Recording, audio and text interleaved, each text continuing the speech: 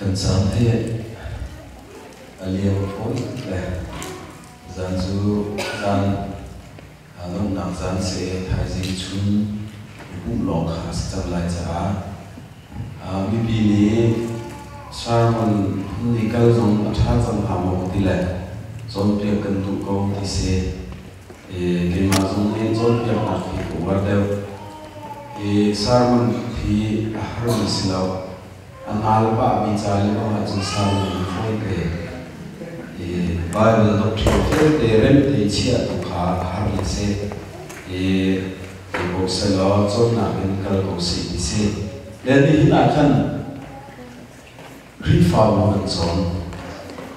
khi phá một đi mình cho không pin lấy công sẽ chỉ cần thêm cái thà mình để dùng khi không đi na chi đi kia so cần chi là có ở trong bộ sẽ lo cần chi lòng lo và thiền biết bị khá hữu suất là đi là sẽ không đi chi bị khá vội vã đi cái tuổi là gì thì chân principalities vạn đế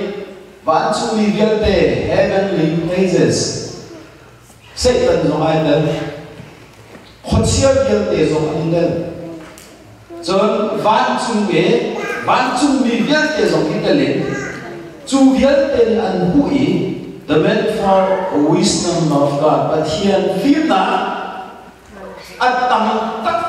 mì vô lên thì ăn mắt y ván giống như ăn mắt là hả và thiên thì ăn khuất là cái áo bùi chân chú khi phá bù xe Hallelujah chú to the intent và thiên deep ship đi xe và thiên planning chú nghệ xe đi xe là khi phá bù đi đi là ván chú nên Giêsu khi vô lên ra đấy chơn dễ thì đã đi đi xe chân không cao mi mà za khắp nạc asere chú khắp nạc tin dấu mi bốc khá bung khổ in khi phá bung asere để mi khám đến vấn chôn là Jerusalem Igalea Judaism bung mình Juda bung mình ấy mà thiền điệp đặc biệt in bị khảo in bèn câu ra thôi saram chisen đến thôi bèn bị câu chú liều cho Igalea bia Giêsu Christ thi thọ than nạp khổ nghiền thiêm trong nạp ăn châu si tí bì khá ăn về đi cái này dù đã không nghe và thiền bia mình hà này saram chi sen lên khát với khát để biết in sunga ăn nuôi rai ăn thôi liều à đi cái này thì chân hà này bút sắc về vai lập ta nạp thi sen thả cần cắt nạp si tiền giúp giả chú bố luôn chi bị để cho hung chúa Hallelujah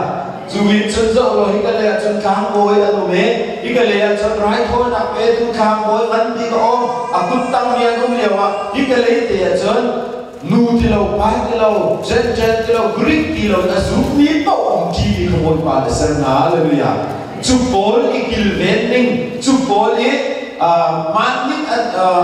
và thiền rep ninh tệ cái đình ninh khá hung chúa thua mà bị thế khác hung chúa này gần rồi mình sẽ dùng từ chỉ mi ra lại police là thong thiam khảo con phạt ấy mi phum bạc và khát khát nạp bông tệ men slow thiền này gần xin liên chuẩn đi cả hết và thiền tiếp mi chúa dùng từ là chỉ ấy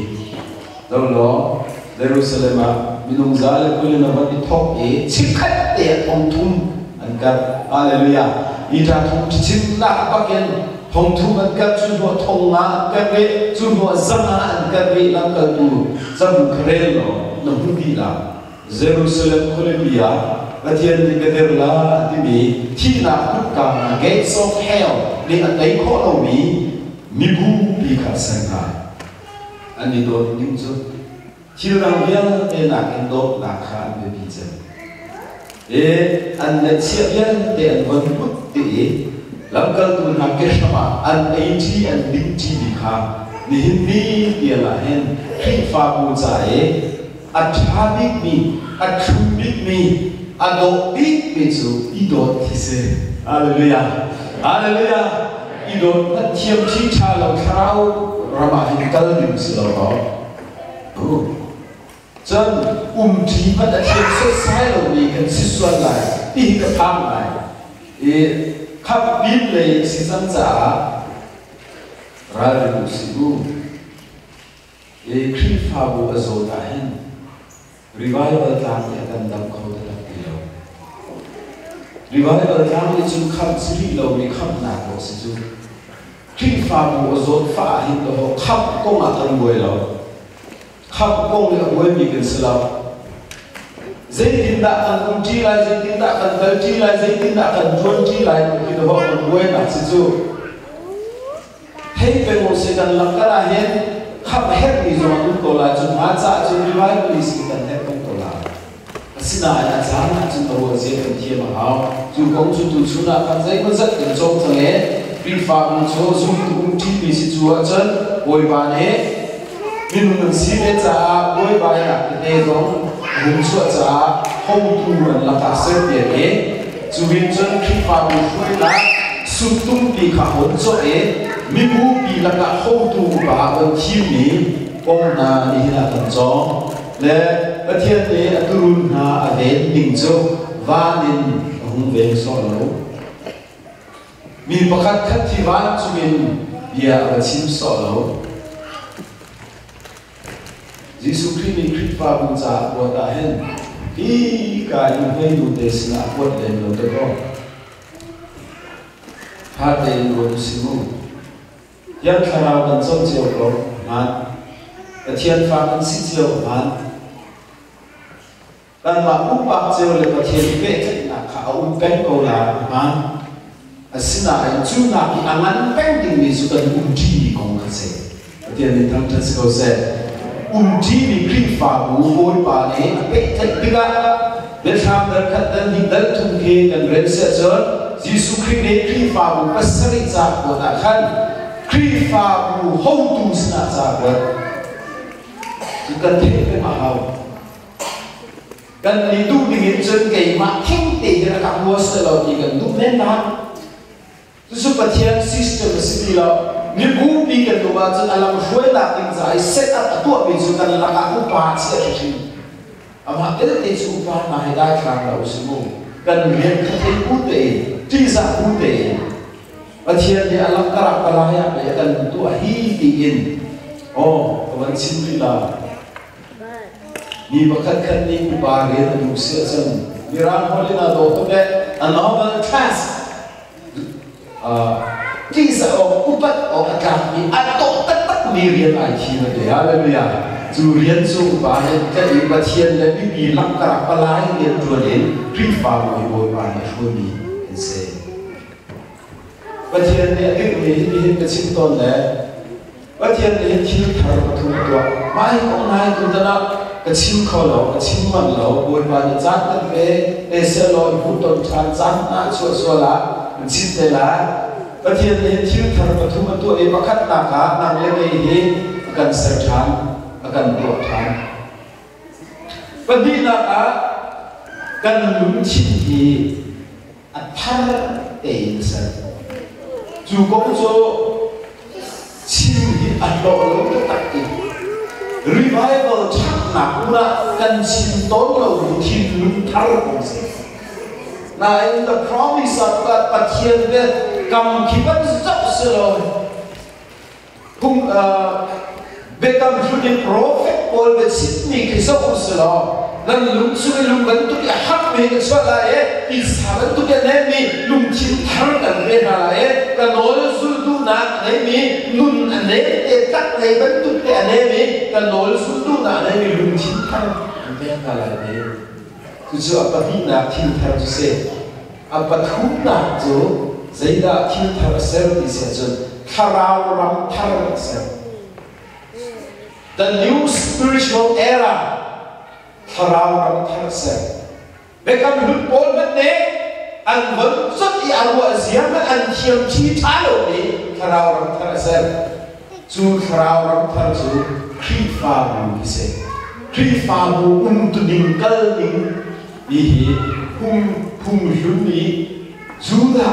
và thiên biết mình đi anh thế rồi mà thấy không đâu ấy anh gọi rồi mà gọi không đâu giá Jerusalem chúng tôi là Pathian le kharau ram thar ban sare ikalaya kharau ram thing ome za chin to ho pathai dal wa khan zia nang zu tu viar rol dal tu lo an le zo lo zo han zu tu bol farsi bol zo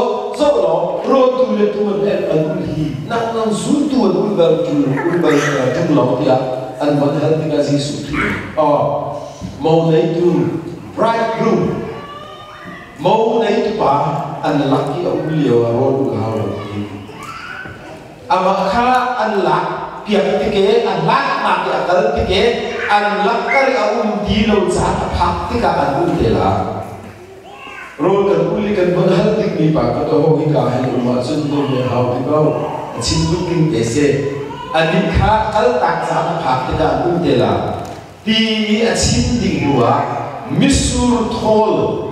sapachwa athi bia jan misur ham thi an ron ok se misur thol thara misur ham thar an ron ok se chu dislawe misur thar kha sapachwa athi an ron sola jan atlek di la e apok di la e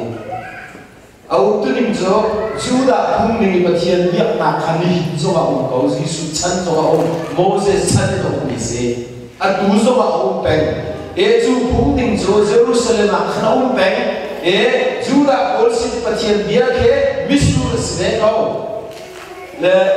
hum lum ni biak ning kha um pen kha liu cha na khan asina e hum thar kha hum chuak la ni jisu kri ni chin na se pathian ni than thas ro se zo lo atu zo ma ji kha liu cha khamin kha bon so ni so atu zo ma hi ba lei ba ka he zo lo juda ni ni chen jisu kri kha Messiah zo ha pi lo ni mu phung lum ning ba ka to ra an thoi ri hin zo ma he ju si do misul thol support zo a thi ju si zo an ma zo kha misul se ka pathian dia do an ku ta okay ki so a thi lo au ve pen an ma cha pathian planning dang de re chu a planning zo a hin de tika juda ol yat de hi shin than na cha phang de la dia bin kan tes ko se an ni boy pa ni India chon ama an zo na tu lo cha khin an cha zai kan de la planning dang to en an ni kha zai an cha zai man an thot cha khan pathian bia sun lam nei lo kun ki dau nai pathian ne a kha kham lo a thek pen ko na an lung chuma au a chia pen ko an ma kar a tek pen ko zu da ni moi ba ta khon dai ma lo an cha chan chan du kha a tu pia asina e bible ni ga chima jo an ni he misur han thin se kan ni chu Bible ta na thogen akan ser chatika kan suma misur ro che e kan lun he ape e judi chon kan ma le na chiu pat in pathian kan bia khoi Jerusalem pat how kilo in pathian na bia kho na chang khau chok la jisu ne tin ni kan phan hallelujah judi chon kan suma khi na thogen anol kan su na bien the tai mi misur Bekam luni phung ne juda phung ning biak ning he ilo ti lo ni phung thar kha hum ser tu Jerusalem a hum so tika zaw lo ikale ye phung luni chon an zaw ko ka han thi hum to khoro har thi na an to Stephen de also chak ning kha phung luni an van zo ri an relo an shep na an kai lumi na che yo wa khan misur thol thar zo pa ho se misur thar zo nang la ken se hallelujah boy pa ni lo misur thol thar to chu za chen a thar chu thol thar ro fi se a thol thar ni khri pa ho se nang la ke misur thar se a thol thin chu ju da umi ke se misur thin chu Israel ni nan se kan di chu athar servi kan se chu kharau ram thar se chu kharau ram thar chu krifa hi se krifa bu boy ba aso khet ti ka he kan to la e efisa dan ni le na le ke di tre thum aso khet ria na kan tu chuna khi phá của ba ông cần xin đến tu gia là repeat cái tuổi đi lại đâu lấy cần tiếng hà các là tiếng tâm tệ xin help nhiều thì cả mông ê khi phá của ba mà anh min lệ anh riết bol thì là cần giống ra thế tu gia là chân khám ý là khăn dây mà giờ khi phá của vui tu thì cái bôi bà ấy tìm tua mình hà con cần muốn real ta lại Ephesus đến lý real à lấy khát din mi khá lắc so mà bé tu na chú mà khá se chéo chú lắm câu tu sen na chéo chú prophet sen na chéo chú thông thua rồi thông tha chính tu sen na chéo chú pastor là trong việc tu sen na khi khá chăn đều bỏ cả và thiên lý viết để chú đi vận tục em khi phá riêng tuốt bỏ cả tìm chúng ta cần giúp nào lẽ và thiên phá cần tao là ý bác khát cần xin là các khăn cần đi phật đi lại nút kinh và kinh cần xin là ý khi kinh là sáng ninh tắc dùng khả năng phán đây là và thả với ó nút kinh và kinh cần xin khi sáng là tắc khi kinh là thả cần phán đây là ý mà hệ bạc bác khách mình chú nào chúng ta sẽ khảo này đi là phát khổ đi xí lâu chú bà chú rồi là thống túc đi là phát khổ đi ra xí lâu chú nào cho rối quý cái tác thông cho xin là thiêm túc đi là cho phát bị khổ đi là xí lâu cần giá bị lột phát khổ đi xí lâu đây à khảo ra mà nó mình xéo đi mình bạc bác khách thì quật túc lâu xin cô cây giống câu quật lâu mình đang dùng thì mà quật lâu bạc công số phá tục cái xin lời bằng chân số ba thiệp thực tiền xin là cái nào số xin là gì mà nào cái lâu mình bác khách khảo tục công thì cái gì mà nào thiên mạnh là sự lâu kỳ bài với cái dấu ấn thầy cái giống như mi phát đây sẽ làm giống mi phát đây sẽ anh ấy giống bác khách đây và thiên mạnh cái sẽ cần giá mi phát lộ mà hiện đó và thiên tích để lúc xoay chú khảo rằng cho xem kan ni su kan jom ni ko li bumpa kharau ram na tam to bumpa kharau ram se tu in varau ban lo rau som sri to in varau ban lo til fa to tin se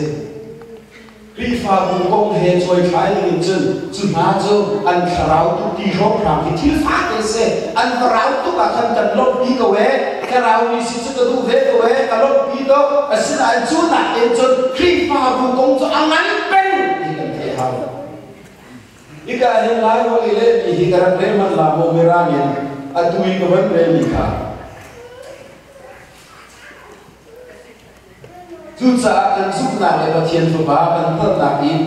pakhat kan si na ka khan i phot i kan i phot ni lai nu thing pathin kan si la e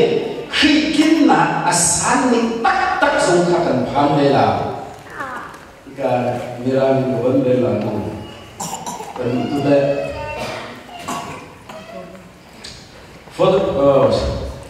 and he gave some apostles and some prophets and some evangelists and some pastors and teachers for the perfecting of the saints. Perfecting of the saints. Hindi po ba pakat karaw ko sa kan zabi kan ifagi patientik ni lutsua na kongse.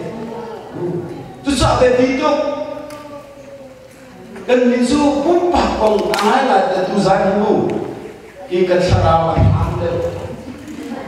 sarau ki ham de le to de ruaje de thiam la chung khar na pin khi pa bu ki de nan lao ko la chi nam ma pumpa kong na kan khi pa bu ki de family na in church with you and something hala so we are simply here and it's a head and hina there's a pa na ki be the lo but here did we he three fa bu se three fa bu to did we lu so de pa ki da self so se mi seo so and family and kara mai na e three fa bu za an chan lo chu pa thian tin mi sama ne mang chu kum pa kharau mai khi fa bu cha san lai lo na aning tak tak mi kharau ram se sulam nei lo mi kharau ram se pa thian tin mi zong azau zia kan thian lo ni nak se pa thian tin mi chu the perfecting of the saint the real lo atanga mi ra re te la kan za ya he nang ni zai ko zat kharau le thil na cho ani ni zai ko zat cho ve ni zai ko zat cho mi pakhat a he perfecting kha chia lo kan za ti ga li fu tom lo ge atlom king mi ka do pathian ti mi si chu tu cha chen nang ma khan kam king ti ti na ro so la chen lam na pia chang ti thai chu na mi dum pakhat a boy wa ni perfecting ti me chia lo zai tu ki thong chin thiam an ma si mana không thể xin thiam cả ta lên bắt hết lộ sự việc ta rào nắp sống bắt hết lộ sự việc vì giảm phát không đặt tên ha cục diệt chín chuối diệt thiam đặt tên ha riêng tất đi cả mình bắt hết ta giảm đi mỗi và đến chia ai tim lo akan phốt dầm chiều chiều chiều thiam khả nào lấy cần mà lấy tốt chiều akan phốt dầm vài lần để à đây bây giờ bắt hết cái đi hết tốt cần hết tốt nằm sống đi là hết về nên chỉ một với khăn nặng lên khăn một chuột tên là cái tim lần bằng đó nang ma ni mi da ta he nang zong an ni he ve I he chiu chiu cha te un chia cha kan ni chu kan ni he ling na zong kan the lo pakhat le pakhat hi kan he ko I wa ding zong kan slo le hi ka he perfecting of the saints ha for the perfecting of the saints for the work of the ministry for the edifying of the body of Christ. Khi tung khá, anh doctor khô nạc thì là anh suy gần nạc rễ là đi bố khá, bồi bà ní, lắc số các bên mình hẳn sẽ. Mình xéo cho, lắc gần tùa mình xéo cho, thông thật sự mình xéo cho, pastor mình xéo cho việc tùa. Khi phá vũ thì bị bà thiền, và bà Giê-xu khi apum chân sâu tất lạc tình giá sẽ. Evangelist bà khát nè hết, dây dọc, để thấy vẫn tụi kỳ không thật xin cần băng gì đó áp bôi tắc tắc evangelist đến cho nó bạn tốt để họ cần thấy cho cần đi các chú áp bôi như ngân đẹp tụi đi chú nạc áp bôi như ngân xin đi nằm đi anh xin đi là áp bôi về áp bôi nạc chú xin anh mà chim câu ạ hay là ôi lên lâu chứ nằm lên là răng rùa về là ôi chim không thể chim thiệp thì hơn cần chim gì evangelist thì cần chim thì bắt câu để lâu câu sử dụng cần thấy đi đấy mà nó thuộc nặng sáng nặng là cần thấy đi đấy mà nó râu quy túc đi dùng cần sử dụng evangelist xin lại mỗi bà thì giấy mới rất để cần in dấu tơ mi để cần buồn về sự sống mi chiếu thì chân kharau ba đi tiền này anh đi đúng này kharau đi ba evangelist đi ba cái số mi anh được chiếu đi khi phá và làm cái rồi tiền đó là đi ba chắc để cho mi sử dụng cái gì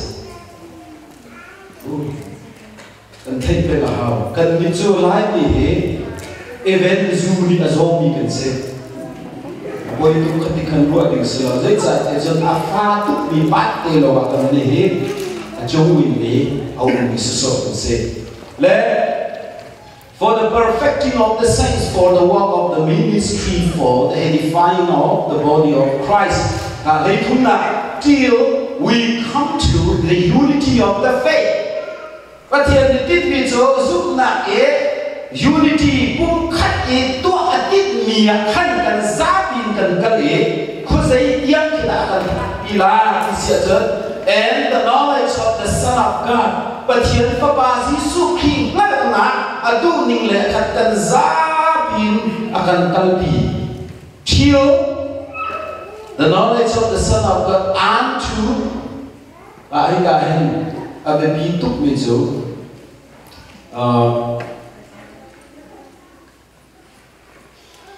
unto a perfect man. Unto a perfect man. Adlam na kling mi pum mi pakhat kan suala. an chu a perfect man ki ka zoni a perfect man ki a hoda sama kan za bi ka duti zo do ten pathian ti mi la ya kan ti nam ni zai mu za shoi tu na he dia boy pa ni kri fa bo din ni kha zai tiam ki da ha bi kan ti bi se zen mi pakhat pathian ti mi mui chuam ni lu chuat ten a perfect man a hoda sala ti kan kol na dan tu chu ni kan zon mi a khan ma hi man thak te he kan gon sam ta la i he din da lai ko le ti ma he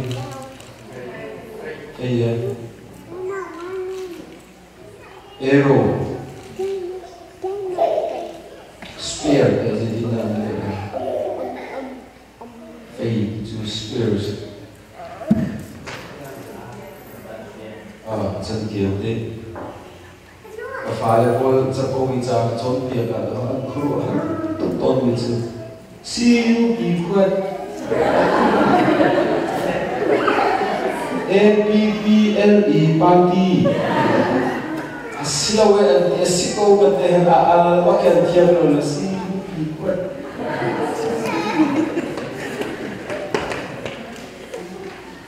ero ka bahi kri fa mu sap nak za among ton maka members and say nang lege John members form class upa plus pasta plus thami ye chân thiang ông tu in khri fa bu ye zo la pathian thal kan se mui na sumi atham ni kan se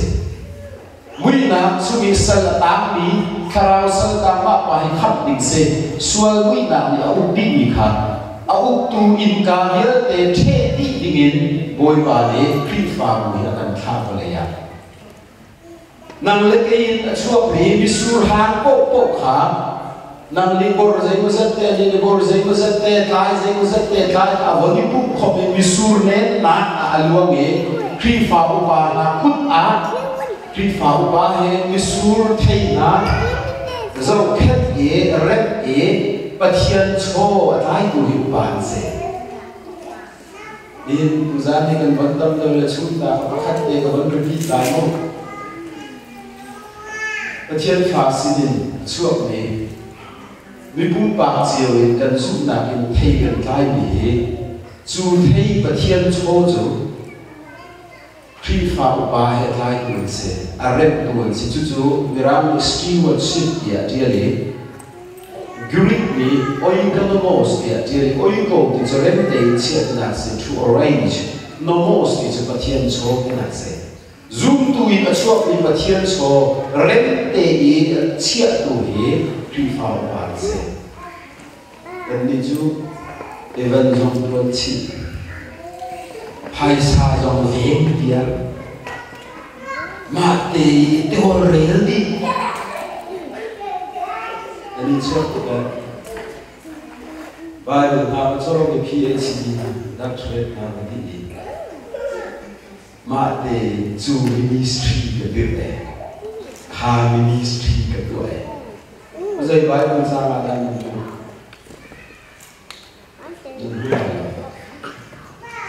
Jesus Christ is a tree farm của cái gì zoom to unti là cái zu Bible là chú ý hôm trước mình số đi vào bộ dấu kết của bà chị đi lò bài là chị cũng sẽ là chân cần đi chơi thông常bao nhiêu hôm mai tiếp đi và hôm tục rồng do bà sẽ lâu đi phái sang hạ nạc thì cái ministry đi ông trở về rung nạc đi của ai đi cần tầm tương lai này cái chú cần định rằng anh xin ý kiến tôi dòng tôi là Kau lo, pasien biar dia tinggi ke musuh azam, pasien lihat di rumah musuh. Lalu mana pasien lihat kan tu nak hidup kan ini, kan mindset sih difahami. Kan nilai itu pasien lihat di rumah tiap hak itu. tu da na hin chim tu tu be thil tam bi to ti mo te si mo ni cha ko ta ke they thought that gain is godliness mi ta bi ni cho thong chan ko chi an bon ru wa khan ko pa thian ni kha chu a si ya ko te no never gain is not godliness kharau mi si da na he thong chan ko chi mi he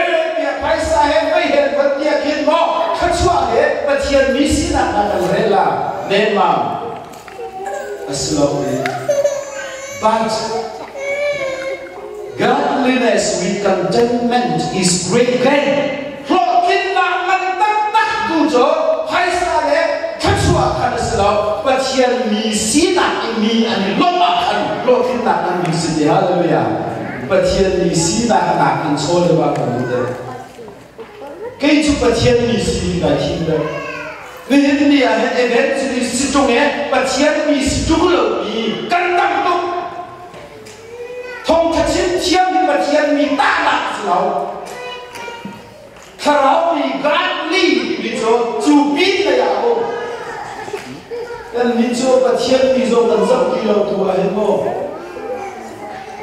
America Iraq ni or Rabindra Indom ni ga hen pathian ni na thim lo kha na chung khat solo na thim nang ma tang te na thim mi bi hi lung fi mu si mu pathian ni di mi he zo ku se kri fa u ba na zo le hin chu si ti ku se pathian ni tham tas ko se pathian ni de ba su lo chi si chu và thiên mỹ sĩ ngã hen rum halo sifa lo selo dây ti cần nín bộ hay bồi bà và thiên mỹ sĩ khô là cần sifa zo cần rum zo za tang này cần si zo này lo cần si zo godly và thiên mỹ sĩ là cái cần bông cần để bồi bà này chia thì hallelujah mình nói si vũ để zo gen và thiên mỹ sĩ khô nung ngạc si vũ tế dùng cái bát thiên mỹ sĩ khổ se, làm vài lâu tế si vũ tế dùng cái bát thiên mỹ sĩ khổ se, chú tu chú đó mi alung sung nghe ai sẽ bát thiên mỹ sĩ na thằng ai lo mà chớn, chú cái lo thiên na anh mỹ sĩ, nên là anh cái chú quay cái đó bát thiên số cái tu đi ngài lo, upa anh xin lại nó tu xin lại chân phong tháp xin đi, hai sa dòng quyết đi tôi lấy dùng mặt cũng đã xia đi bù hết đi lâu ấy và thiên biết lâu bị khao làm thì đừng biết tục chẳng lẽ Christian rắm xuống lại Christianity xuống lại Christianism xuống lại ra là hao nào lấy cái chú lung phím này cần biết cần áo lại dây mòn đã cần cả nỗ lạc mà lâu nên hình bìa ra lên bẹt là sẽ hallelujah chú đi chơi cái cái misur hang khá ani zai ko za chuak mi pathian so zo khet rian ka upa ni an ro ni pasta he I thua ye kan ma e a hum chuak me misur ha kha ti wa ban tu ki na luang e ikala ya tom te a ni fun tom ta tak chu I zo lo ma hi ka ta khau ri lo e ai sa dal na he kan mon re mon la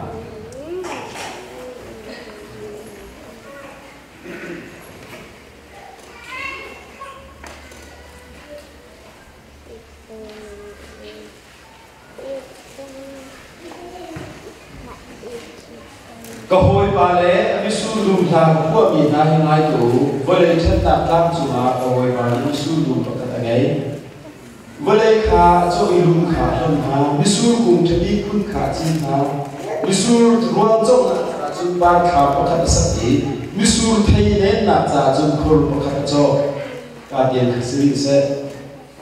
mi su lùm cũng nạp cũng bộ chúng mi su nên nạp khôn đi được cho Misu suzai ta an nen kan thei bal ma misu nen ni kan thei bal ma Bible sin di an thei how misu zo ung khat di kai chiu kha adum chong tu na ni an va lo kan di ba an va lo ni vali a hin mo khat khana khur an choi chu khur chunga chon an chei tha tên đây cái là ham giúp khâu lâu đi chiang hít tên ham dùng đi ở tha đi ham mi su lần xưa đi khá minum kế mà cái này là chích anh làm đi quay về cho nên ham suốt đi khá đi khó cho sẽ chụp đi na ha quay đi khá bel su mà anh rồi sao để được chả để được sao để chán rau để được chả để được chút chút khôn rồi cho ý anh làm đó để cho nên cho anh lót đi anh ấy cho họ anh rồi sẽ cho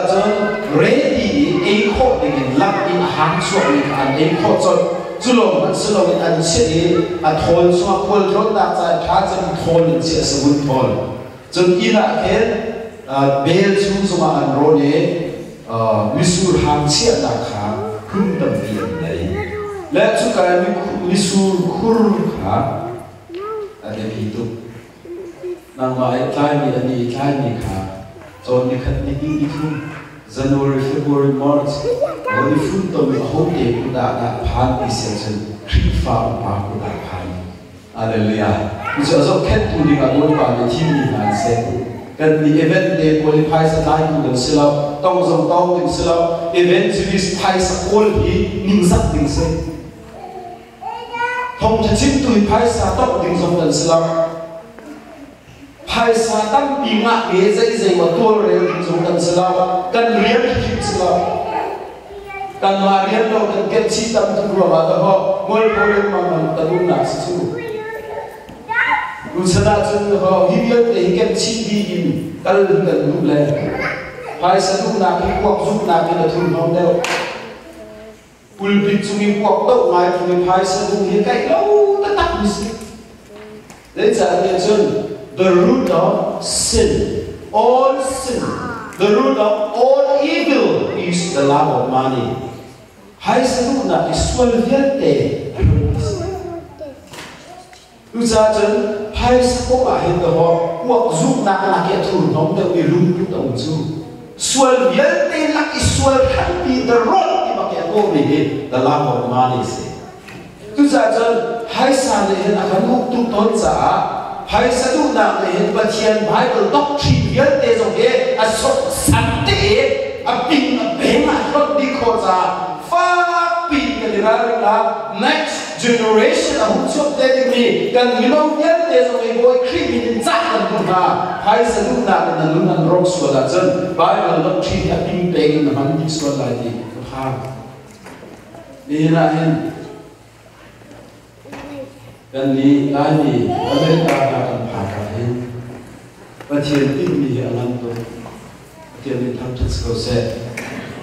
kan ni thi ni ma dum cha e mi thiên là vui vẻ cần xem cần tháp nạp rắm bốc ý khi đốt nạp mi hú sắc tu linh cần xem cần riêng đi ăn ăn tốt giả hình mô ra lưu bể nạp phát bị cái gì mà hình ni hít ni ở ngoài giờ là khi ông lên đâu rồi mà để của mình hết để của mình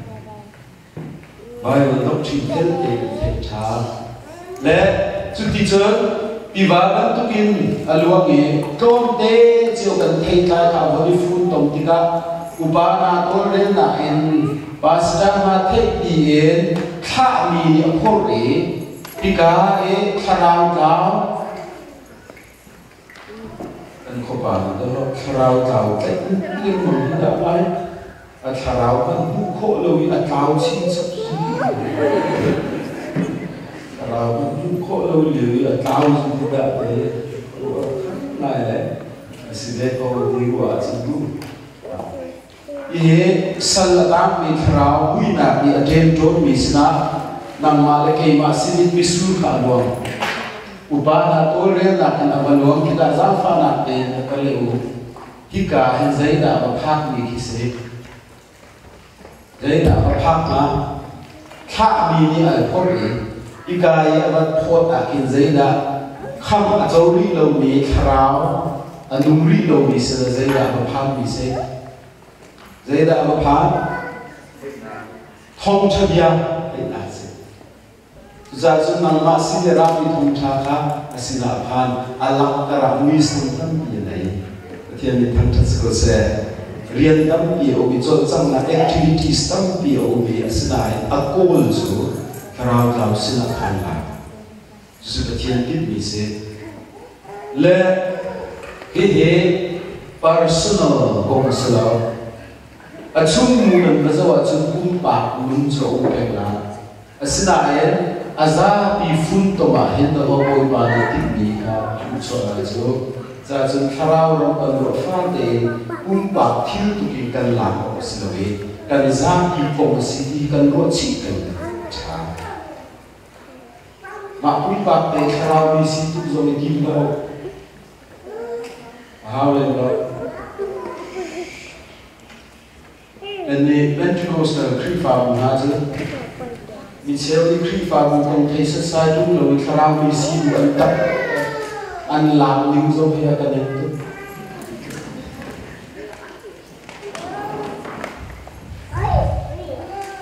Bible ne din mi thei fel te kan za pi duan ti karao bi lam se riat ne ya le nung ko sa sai lo bi karao bi si du le si le idit ve nai tu chu bol acting chu an la an ko an la an thei chu na ka man tha ko khat chu thiet chang da fa na te ni nan ban ku kho mo a ho da se ma hi a Peter ha nai a ho Moses nan hubal roe Moses mi cheu de man tha ko da he boy chu Moses man tha soi ni la ho man nan boy la lo Jesus man tha soi ni la boy la ko lo mo pa thian mi soi ko se lo ni man no pa thian mi soi ko se lo Simon Angkat tahu dengan le, Yesus mantap dia dan dia dia ni kau Amerika yang bakal dipane, faktor dia faktor dia.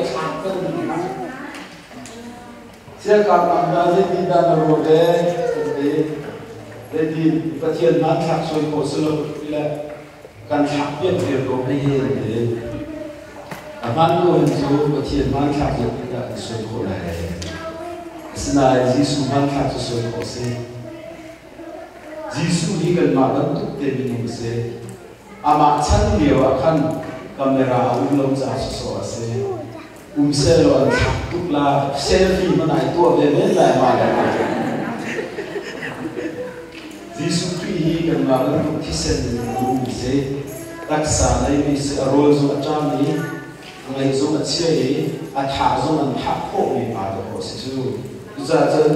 atu liu le bin si dia suai ni Yesus asi ke dalam asina Yesus hi suai ko se how set ta ki ke dalam hu ve lo nai angai ngai te chun min nung ban tu te se le za mi ya ru ta ke pathian an ban se kui ne an lo ter mi an suai ke Yesus asi di ke badina sila man kha ke an suai ama he lo ding kun an ro mi kan buai di ngok lo mi man khap dia apa buai sarau lo buai man khap na ti thu mi sam riam ding harap buai bi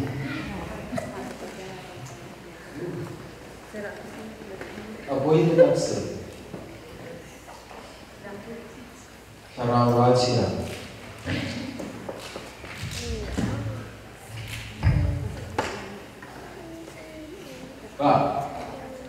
Ibahi amin terakan cinta halal Mr. Charles Krifamu ini Bible ni unto a perfect man di bisma ise bachian ti bisu Krifamu di minum pakhat dan tukin lu khri fa bu ti và thiên tít mi lu chuệ a thang e Giêsu Christ zia za a tít mi za pi a vasi tiang ne ge boy ma na tim asina ni hit mi ha zakhat và thiên bia ni a tít mi kha a tim ri na me a tim na lai kan pan chu ma ni se hallelujah unto the perfecting khi cả số là khi tam kim chỗ mi nang lai ke ka hi kan diri tam kim na lai kan pan chu ma ni se chan zai mo chu boy ba ni a tít mi a lu chu ti ka Giêsu Christ xin đi lắc đi akan buk đi akan tuam đi van kum ba akan khen te la hallelujah chu ni chu kan ban ni hit dia ta ho man kan tham kim lo thiam min tham chat so se tam kim na kan ban asina e a tam kim tuk ni ka a chi in kan dei ka chu hallelujah chu su phil na o se an jam chi te ke a chu ba khen an na ding a kum min vial te ho di chú valley kan vấn khai si kan vấn khai tika avon kemi at sok e du sa te in a chi bi a tit mi lu chua tiamen a pui kim tiang kha a chi chua au nam la ke sok kan ni bai ni khi dun sia he a kam kim tok ko nai a chi ban tu kim kan ni bai e du sa te nikhat a so e ama lo chin leng manga khi lo chin leng mang nak le boy pan akan kal pi e ni nikhat a chon pa thian tit mi a sa pi lu chua te na lam te la hallelujah chu di kal ni ka se fian chin na ka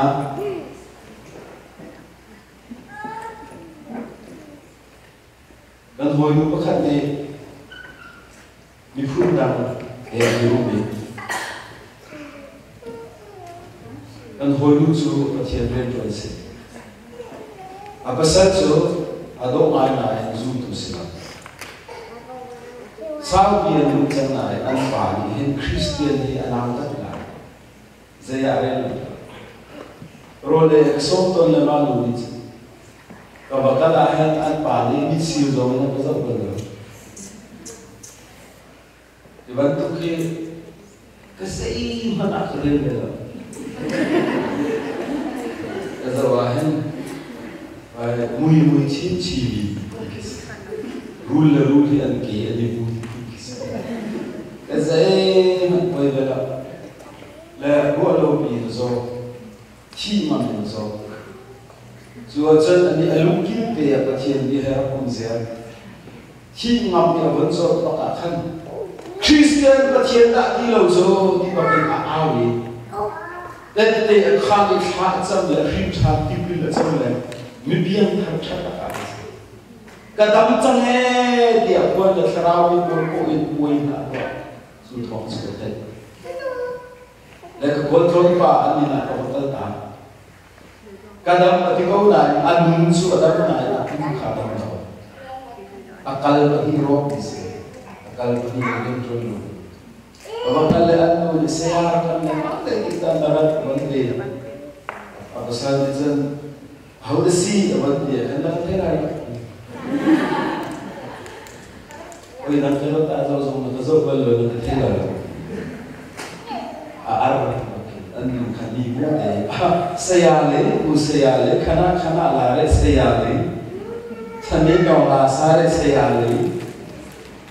Terai lepas cinta. Nan in karata mi sing zo na ka zo lo kha te cha bo le le ti bi su kha Christian ti mi ko trama chon yak na extended san di in na kan ta ti ka hen kan tim bal lo slow mo ka zo le mi zo si zo ma zu na ka zen ren kum slow zo pro a khan ren zo ha lo ar ke ko trama Buddha chon yak na sa extended in na kan ta ka Christian kan kimbal lo slow asima kaka kan ding slow te asina kan ni zum tu zo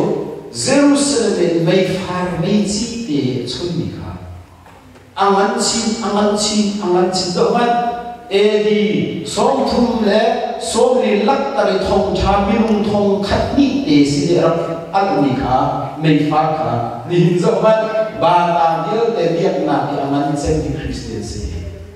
through the perfecting of the saints but here did me tam kin na le kan ban so ba hallelujah hi quality zo he zo man na ra phak ka na in zu na ka kan chang ko lo mo ke ma zo hi ra ka zo man ama khan ta ni don chang ka atu na in kan na chang bi ka bu la standard sam bi ki ta in kan slow kan ni zo asina e Christian zu na zo ni za na in tu chu ne chang bi kan se hallelujah khi lo na ka tu chu na in thai si na kan chang ri thai si na in kim tu kan chang ri e Jisu bi ra ka ta chang ama kan lo te la hallelujah mà thiền tích bị zakat lu chua na khi gần vài ông bên tu chú na hết chân chi cái này bây giờ asma em đúng xác bây giờ gần luôn hiện trạng ốc xe hallelujah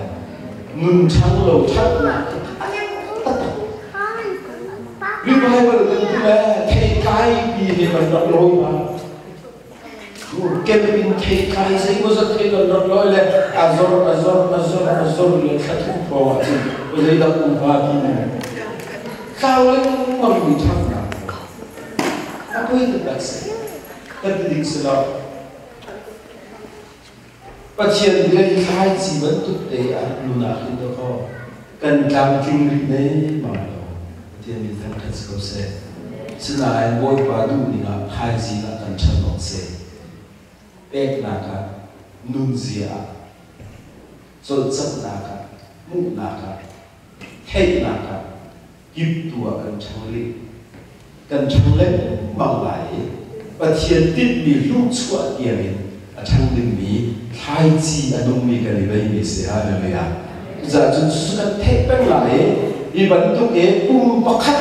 lu khi sẽ đi mi bắc khát vẫn tụng cái dốc khó tình khá và nó để tiếp bị sẽ tua cần nó chín chung bị sẽ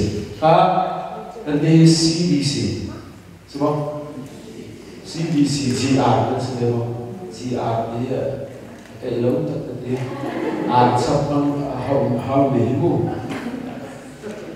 CBC và hệ là mình đã tắt cho Mr.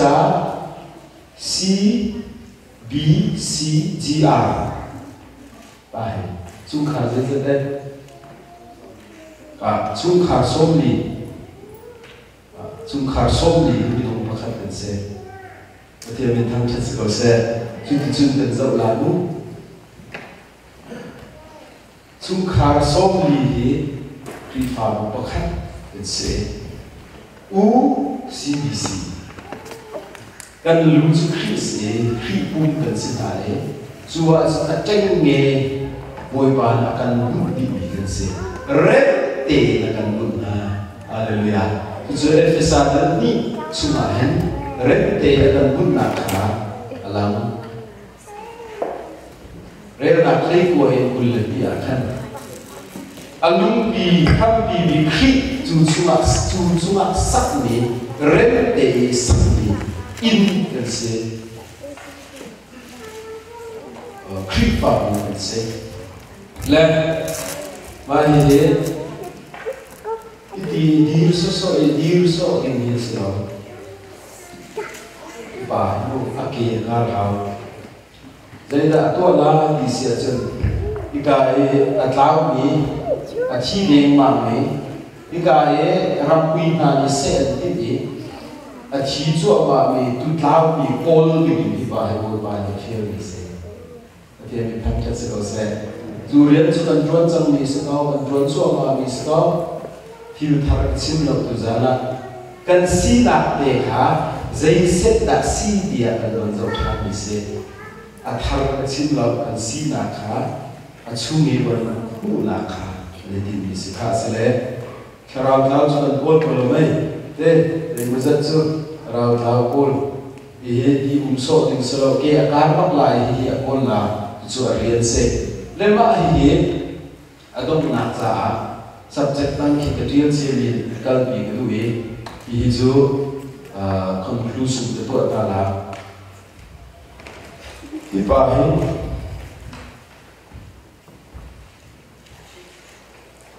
a chân chìm ruột lưng ril bút kê mít cá nang he ko zai da sila ali he zai da skola akan bút đi her oi her lo ni bakhat man kan lo Bible ni uma hen alar lo mai ni na her ni pi mai ni Bible zai kan ro len lo bi apom kar te na her rak pi na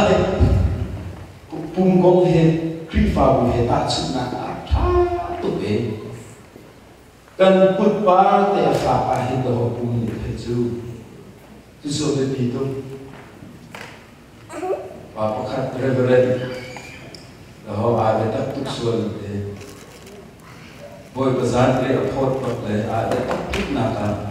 sang le aphot ta khan nang achin te te e be nang chuak te te so le a ho ban de le ngam ho hi pum dan zai ke ke boy mi sinang alung te te tam le nang achin te te so le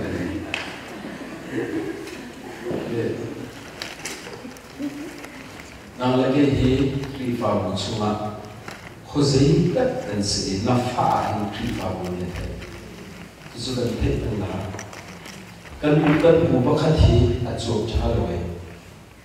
aliam anem se ne akal zama kin dikhi la kan a ho hi de chok na se ko la a ho hi de achin na se ko la na zot a nan chung khar nan nan dan lo khan ki fa lo tua apoi ta tak mi se kha chung khar pakhat li bum pakhat kha kri fa bu zot la tin za atla te za te chu te ni le kan za se tu za chu kri fa bu mi a chet tar tu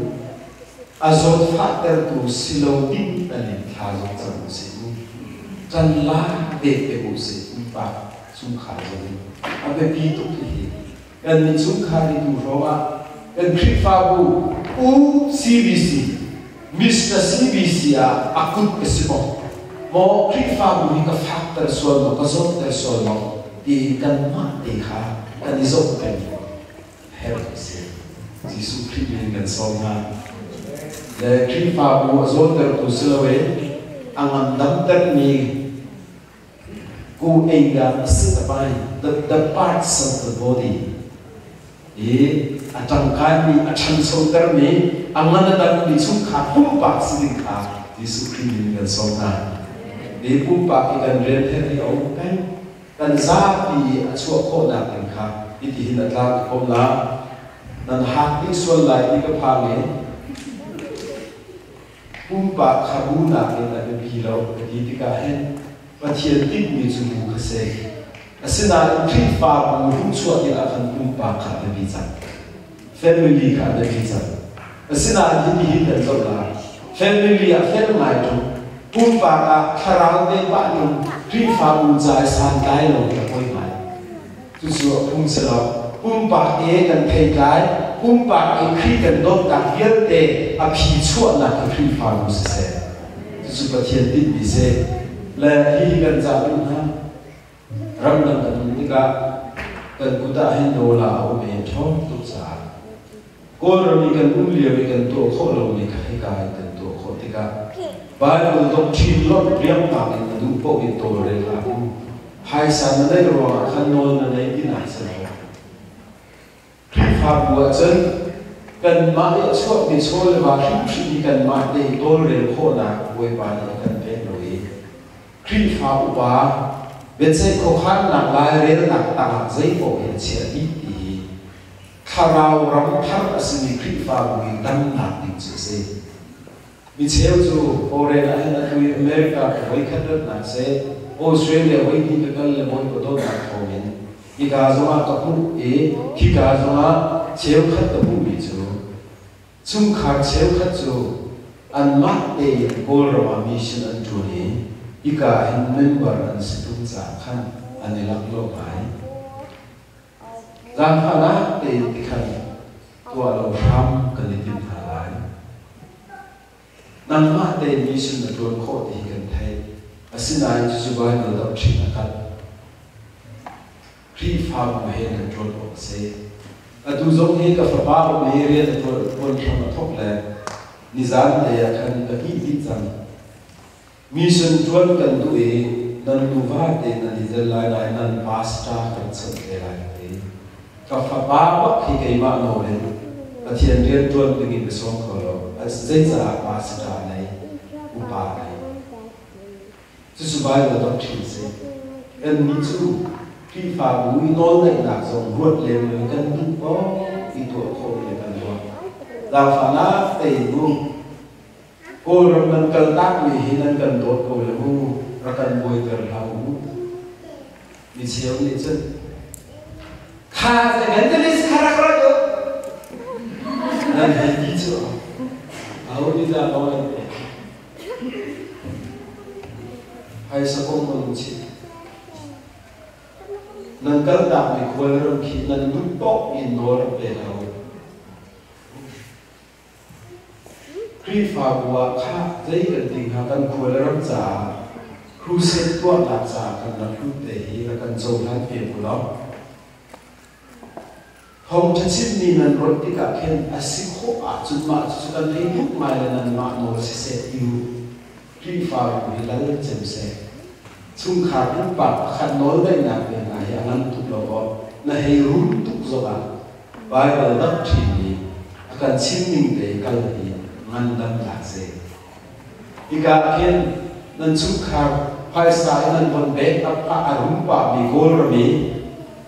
lâu thấu tin lâu bị khá. Khi phá bùi ăn mít mai ăn dậu mai này, bà sẽ ra bùi ra khá bị sức dậu.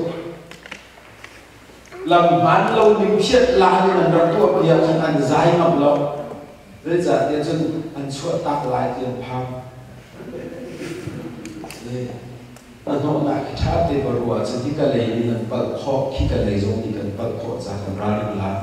khi pha một nốt tăng thì sẽ có cái mùi thì sẽ dù như chúng thao Ramadan tại vì nên xin cái đó xin cái đúng mai thì sẽ cần đi lại thì khi pha một cô mà tập thì cần bảo đi trả cái sự cái nốt tục nên xin mùi vô cùng sari liệt để khi pha ngoài phun tốt biệt cho các con dân mình xin vào đây khi pha một buổi kinh đình kinh bị cùng đi khát tiền mà là lúc sau tiền mà của cô các bạn xin lỗi là Jerusalem để khi pha một đi cả cái cha để bắt hiện bia áp để phăng đi gần hết cái upa pasri chỉ mà kulram te elders te dia mang cho lo kum phang lo man a thiên mi bol kha zahan ti ni te khim chan hian se elders ti ka an sri lo cha harawi akhat khapa thiên mi deuh nan la ka ta khiu lo ban cho kum ha alon lo ga to al ma bol kha elders te ko si chu dei za dia team ka an sia khan an pui kim ti ve le ma a pui ti ba le tinga hen ni zan nai de ri tham bi zo ba ba le la ta te ni hin chu Jerusalem ta kim ni chu kan ba cha thong cha kan the na chan sao ni se hallelujah chu thong cha ya pui kim bi kha so tu bi se chin tu bi zo pui kim ti mi the perfecting of the saints ti mi ni hin ni a chu ngai kho sinaen a tak tak phak din mai le a um ti kan thei ha chu tam tin nak le ko in kan ni chian te in kan ka le zahan nak en kan pui kim lok se hin nak en thai zinga pui kim chin ni bon ma na kan no ati ni tham thas ko se a ka pri fa bu he pe ta yin zai mo zat e tu zana kan mon chap tu mi se lo subject tam pi chim da lu jung le khat le wan ti ta la no iton khu na har le kani dong than lai ti ama khan kho se lo ni kani ton chum te hen si har ti tam pi ka nei pakhat na ka temple of God ti kan man zo ta la toi te jam toi te minute pakhat te Bible chu a hen temple te ti na lai pathian temple chu việc in thì câu sĩ cô Pathian dia in hun thum bai le an chon te pakhat na Solomon's temple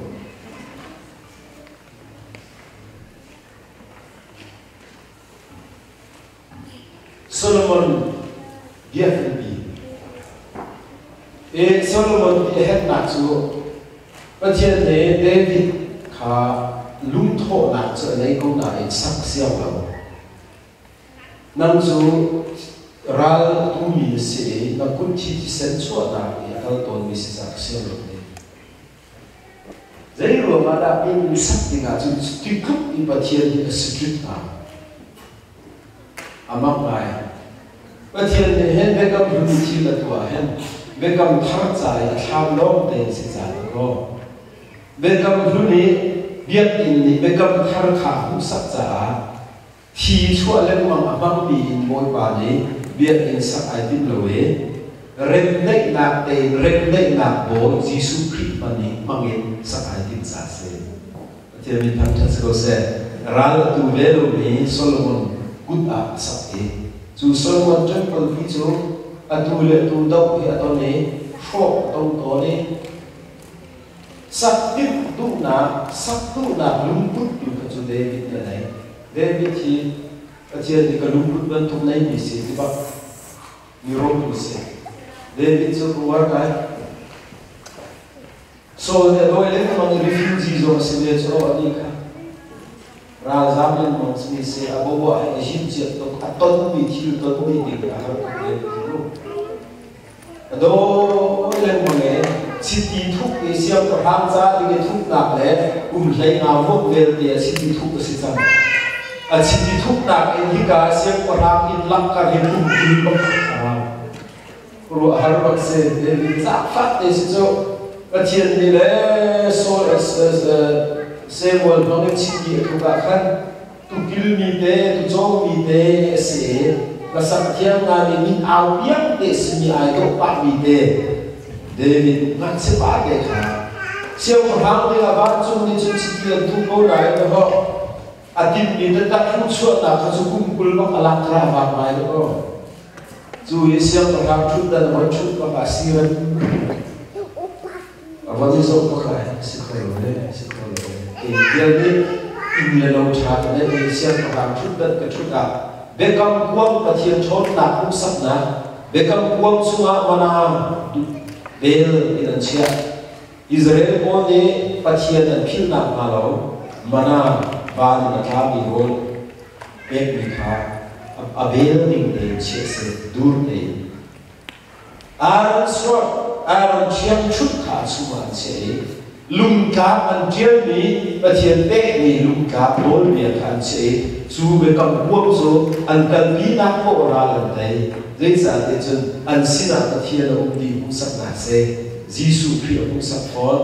Jesus Christ chu nun na chang mana se chon Jesus Christ chu Pathian bia se chon Jesus Christ chu boy se huai tu tha se chang thu le hu sak khi hu sak na bo pi kha ke dia ne in cha lo cha siao ka ha ni he u lewa ve kam kwang to cho khi ka kriet jeri ma te o khi khote vere a o le asikolo me hiti hiti sikolo bo pa na ve kam kwang o khi ka la la ye Jerusalem a he in pi ka sak tia la na sa in ka sak la chu in chen Pathian ni a ma chan si la se ni na ye a chan a khan tia việc in giải chiều zat chuka ya ban ni chiều zat na ki ban chen mi sum do na chokol na chiều zat na ki ban chen mi ban roman pi chu chi ti se ba hi ko ki ban boy ba la ra ni se thai zina kan na chin na sa ro na den chin na chi ti se la chu ti chon Solomon chana việc in ban sak Pathian ne ko asak ning zong khe chu ti chile ho ke chu ti chin na to la sui chu ti chin na to la lung chu ti chin na ben la ate se bak in van in chin ning te Moses san ra chin ni zok mu te ne in sak Solomon via in he zai ro ma chu thuk i be bi se chu be kam huna chu no Bekam hari nang lagi kan sungai tiang kera pudin boy pani au cil nalo. Alam kera pelai kai ban sungai bancer, becai tua bancer, siang rak bancer, profet bancer, asinare. Boy pa patien ban sungai dikin. Abi pun sini Israel pola lakakan. Patien ni abe peng, peng chot ko peng si di tek na biar in sak dari kuan in an rathok biar in an sak tega anlai jara ko pa di tek na sa biar in ha haru har se tu sudah ho Zerubbabel le Joshua ho Moses and Joshua slawen Babylon selantane bisi zaman Soviet Korea Babylon jarak lak ki biar in bi athok ti akan akan luput nak so cuak in berfok so itu tiang fok so tiok takin arok ya arok lo kalau susah saja jen an suile mun an luar biar dekha biar in semua do an fungsi itu kelak itu bisa jen an rok di salantange som ating som seri nak tengah Zerubbabel le Joshua Zion an kirtan lo chen ho Babylon ti pakame salandan leo na khan la phu le Babylon lo ti pakama ka thun chu ka chen den dot ton Zion den mo chen ko wa ya Zion kan na tu ki Babylon sal kai tu na le Zion la kan satya ko an dizai na iram ta chen Zion na kan satho la sam za so tum le pasari ta ho karwa han kan ni sak mai đến giờ thì chân nào là cái dây thế rồi bát tê là phần đặc sắc thế, ôi rồi mà muốn做新贵là phần đặc sắc thế, Christmas Eve a sweet December by the rivers of Babylon, anh chân giống luôn bắt là bên dây cuối bốc lắm là phần đặc luôn, chưa vào được lại cái dây ba đi là anh đã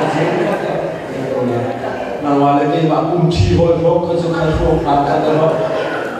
kan rat mong ko kha thi na so by the rivers kha le wa so ran ko chiam ni nu lo ki o ka ki ko ho na kan chin di ko si nan la la sa ta na la si se lo ka la bal la ko ka ra thai lo sa se le sala na le zai on an ai Zerubbabel le Joshua ko ni Zion kipi Zion an ban pha an lok ni ho cheu khat tu top pi ren la tu bi si zo ban si zo ban si zo ban kha le wa khan ko an lu lok la tar ni khun la je se be ti so ban le fete ni se le kan la le lu lok ding la tar ni ko kha tha ko ve lại apia ta la tak mi le bi tu mi chu Zion nan lo ha ka chu number 1 ka in nan sakla ba ka Jerusalem jatul hi fo len no la to hi asina ai boy ba le bi tu ba che ya cha iga hen Mediterranean iga hen Jordan iga hen Galilee iga hen Jordan iga hen Unity Babylon chi ka sa tu Iraq se ika kan hilang na su so pa chen meng azamara lo chu sinela to chama Zion na tha ka hen Jerusalem se le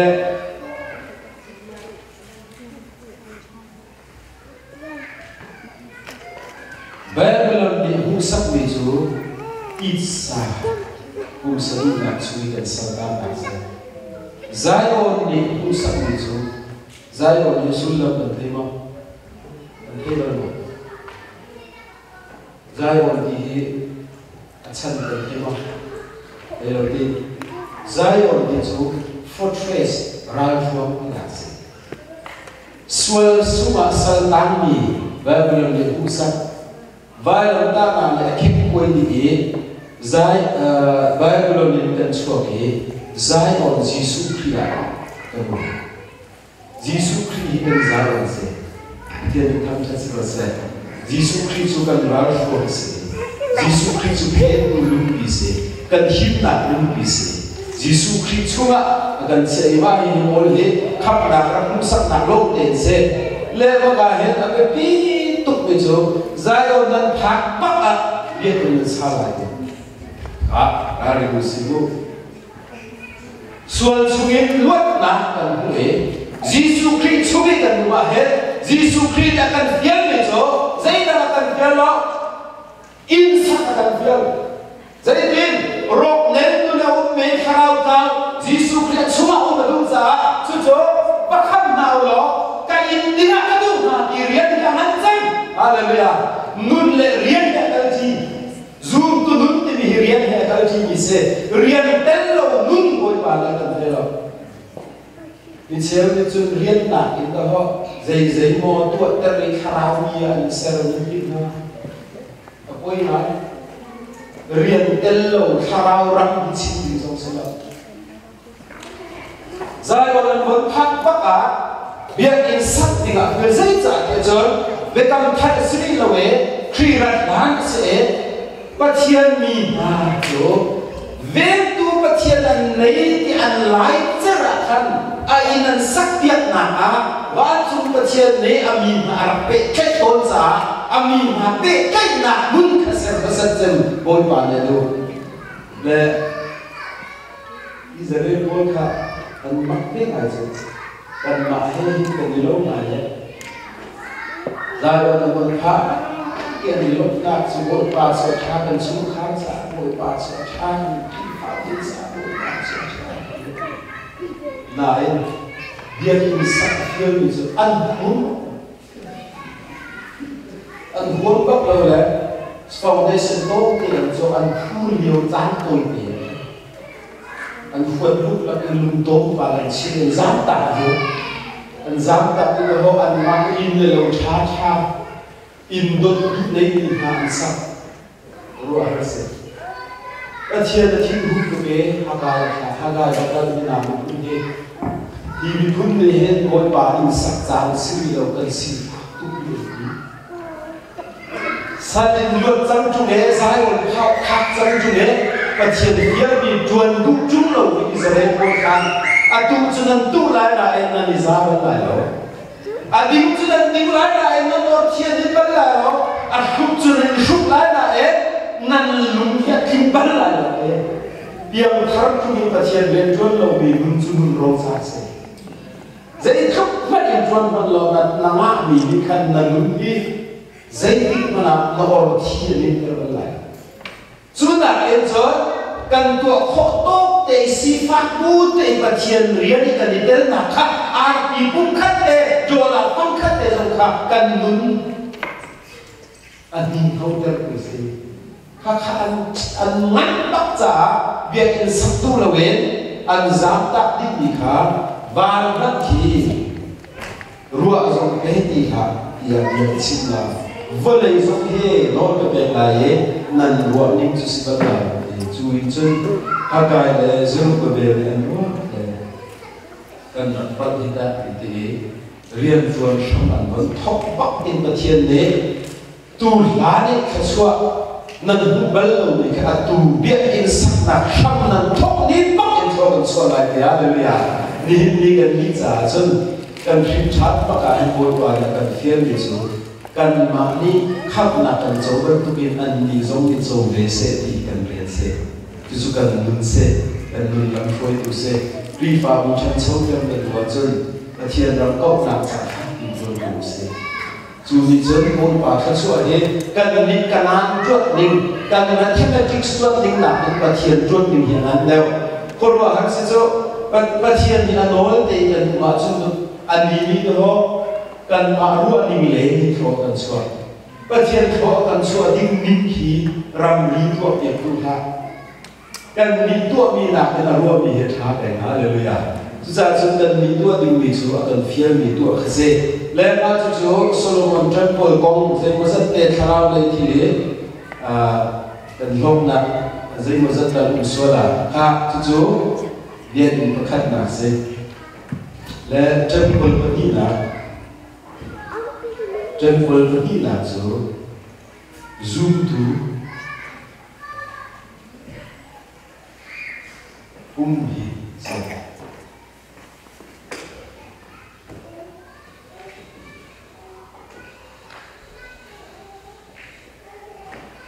ka kan vấn đề là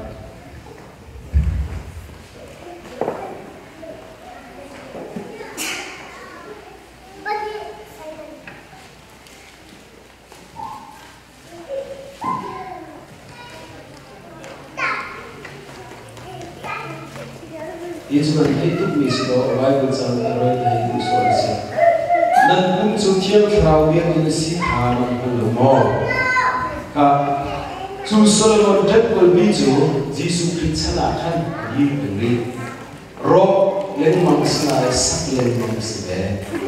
Jesus Christ là khăn Herod là great in body at hope sớm đi lên rút xuống đó Solomon biết in cả Jesus Christ đi khăn là sắc chú Herod the Great ni kan athom Judah or sak ni ka ape zu ni athom e ropui taka so in Jerusalem do ter tu le lian na ter tu temple ka se Jesus ne zo de chiu pro du ni thu ka de la ni ke be chi ma phom be ma chi Jesus ki ni chi ma phom be ma le chiu pro du itu apa kita? Anjing itu hidup macam somni sakni nam Joseph apa let tama so chimpuang serlen muni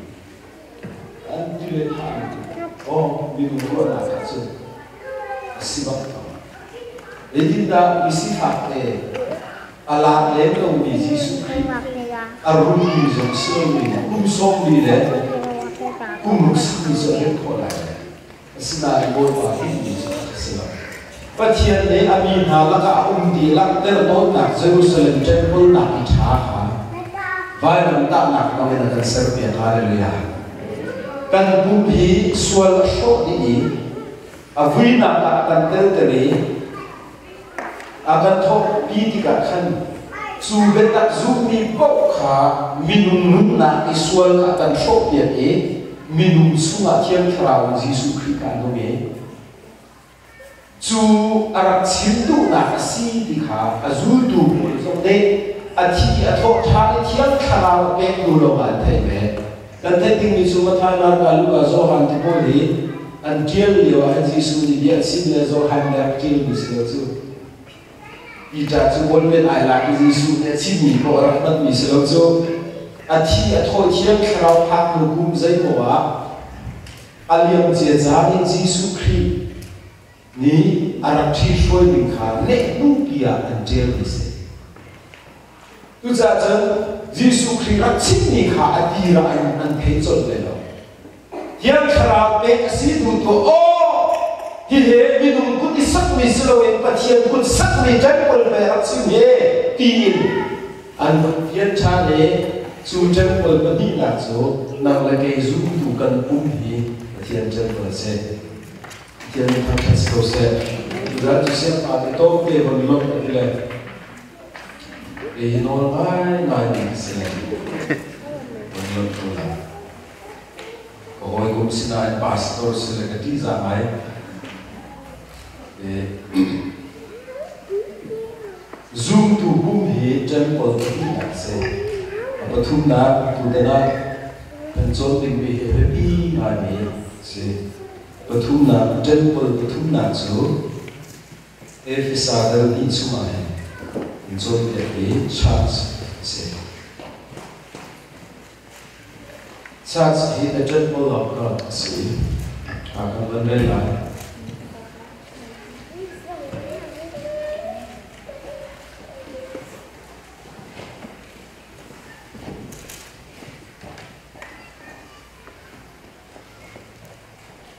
Ephesus dan Israel nak likuai kerana lain.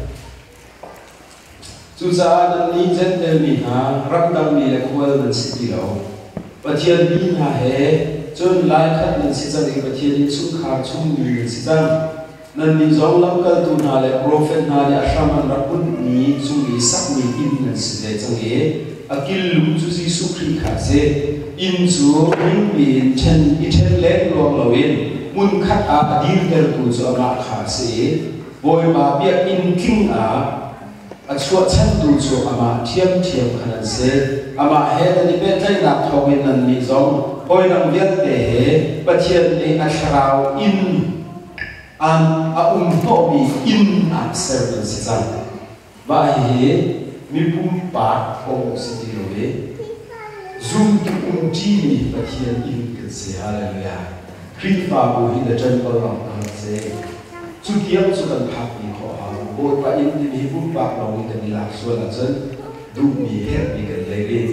kan ma pum pa zo he pathian in kan si long so ve Christ fa bu bi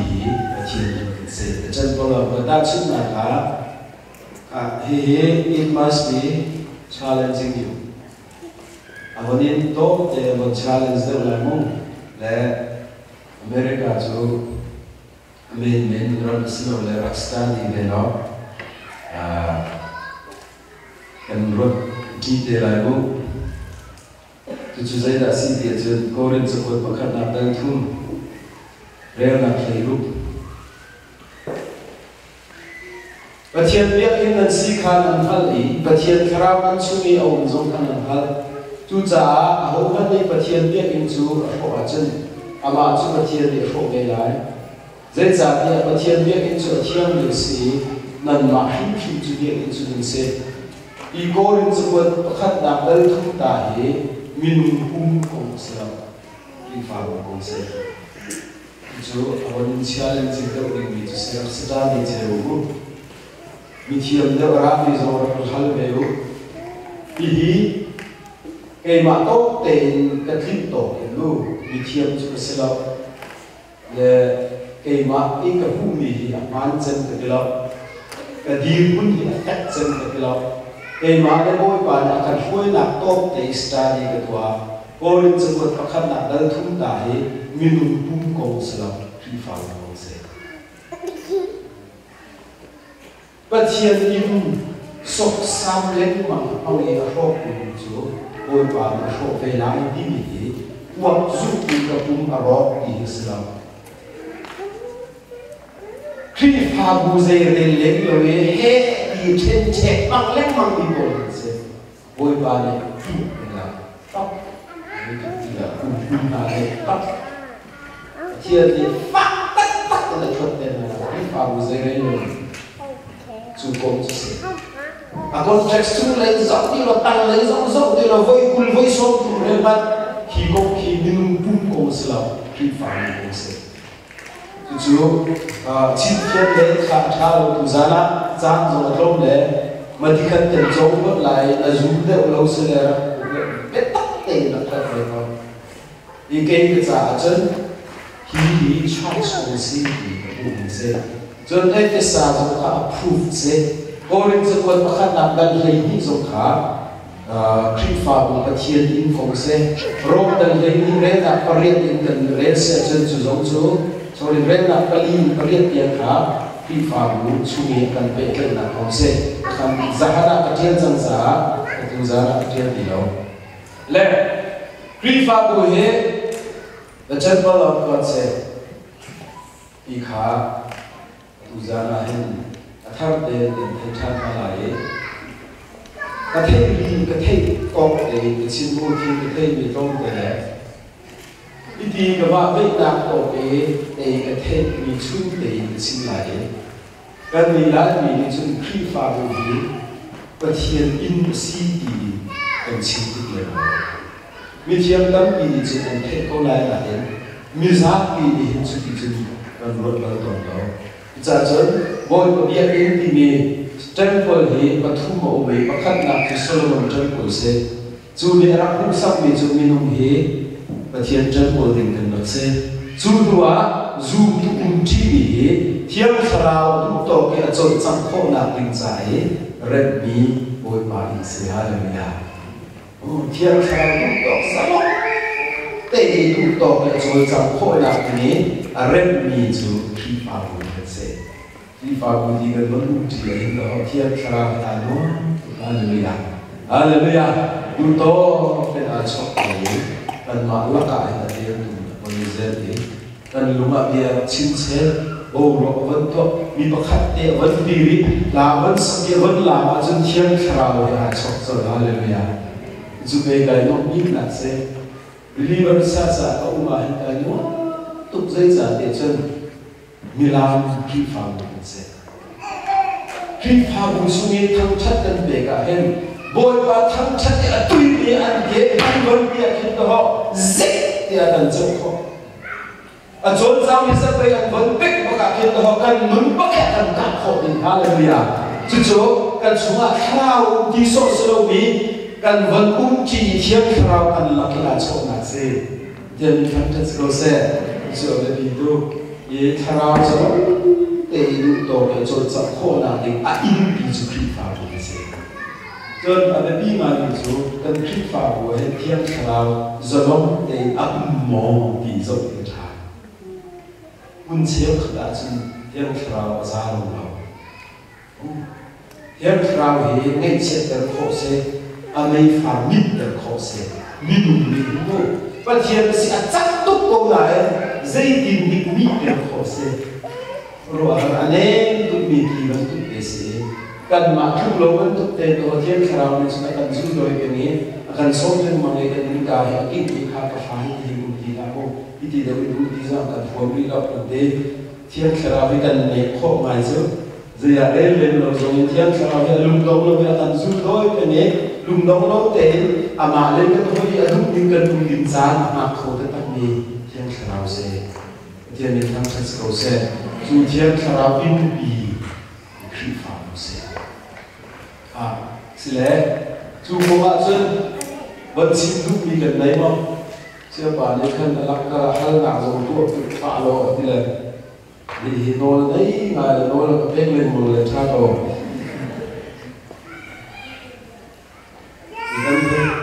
ông cha xin các bạn với là cả sự cần tất tất là rồi xem cái gì hồi đặc biệt là như thế thì có thể lên được con gì như thế rồi chúng tất tất mình ai à thôi lắm thì cũng là như thế thì lòng là tâm gì đây hơn thì cũng nói là bắt khách thì cần là đi bằng ăn để mua và mua là thấy là các bạn làm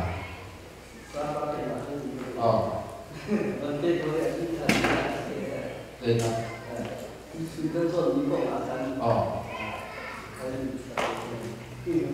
vẫn xin cập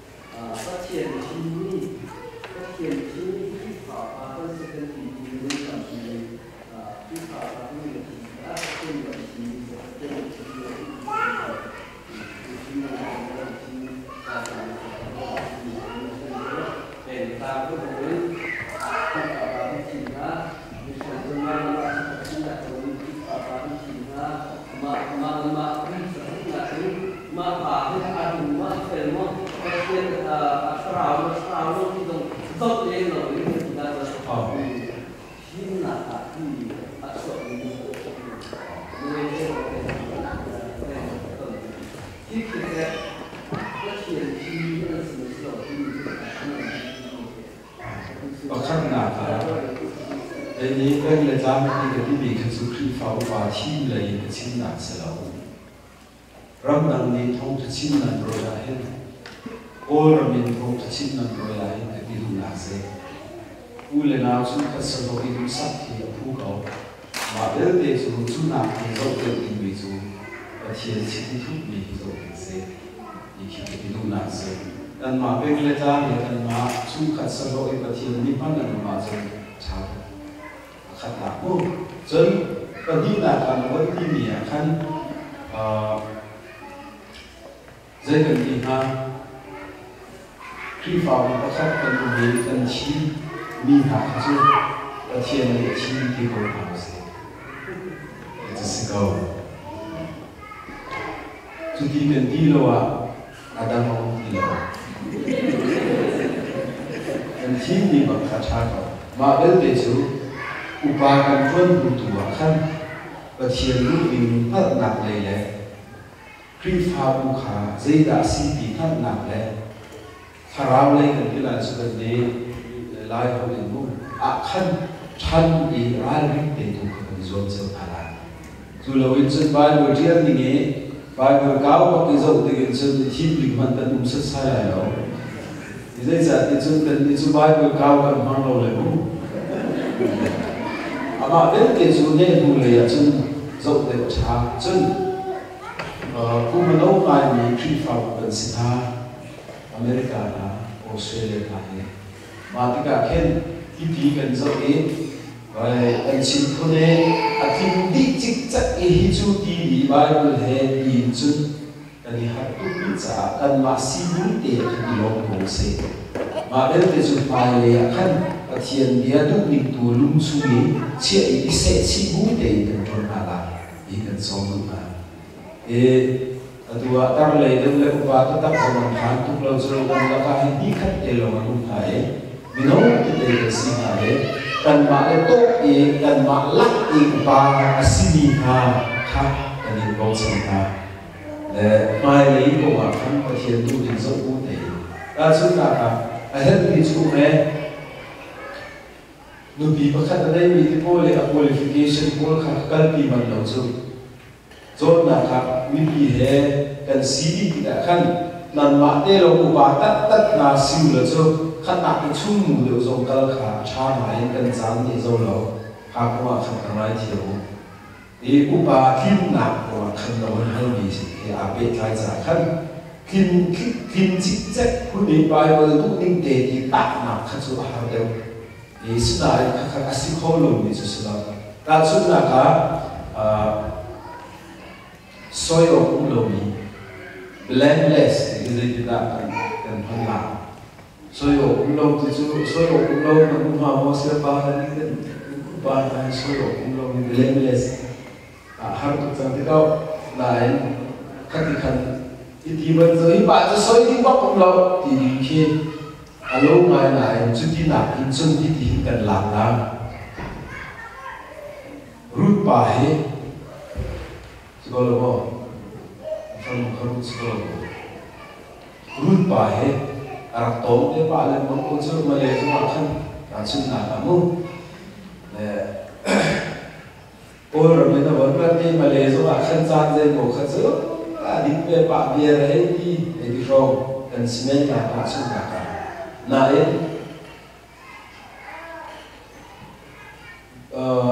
với khả khăn và thiền hệ anh tôi ấy dù đi bắt anh sẽ lúc bài dù đi bắt là thì dù họ thằng xe lâu mình đi bị thằng trách là cái sự dù khá đi khăn dù cũng là quân tắc cái sự dù khá đi khăn dù và thiền lệ bên này khá đi khăn chân đi cái xe từ chỗ xoay lâu mình luôn đi gần lạc của mình sẽ pass life akan kau biar lain mungkin selalu rincan bui kalau tidak akan datang ke kami siapa sih jadi kan langkah itu selalu itu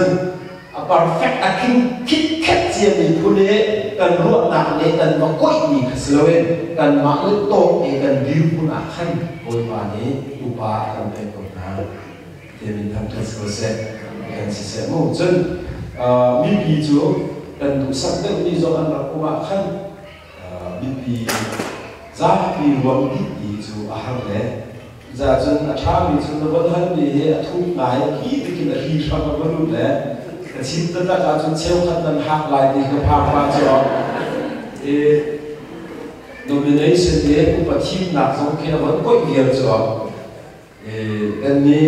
orang makin faham pakai tu anzat lain